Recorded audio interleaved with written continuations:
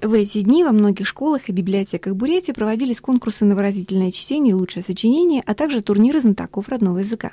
Гвоздь праздника бурятского языка – презентация первого в республике интернет-радио на бурят-монгольском языке «Бурят ФМ». Сайт Бурят ФМ, он так называется, потому что мы уже который год пытаемся получить волну, лицензию на волну.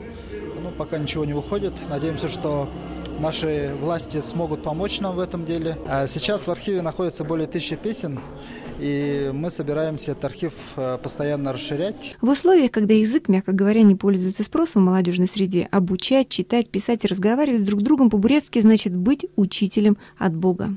Чтобы был интересен бурятский язык, дети изучают через игры, они принимают очень хорошо бурятский язык. Сохранять и развить бурятский язык без участия государства невозможно. Яркие идеи, такие как открытие интернет-радио, создание электронных учебников, словарей и анимационных фильмов требуют серьезных денег. Татьяна Мигоцкая, Бояр Шигмитов, Дугар Аюшеев, Вести, Бурятия.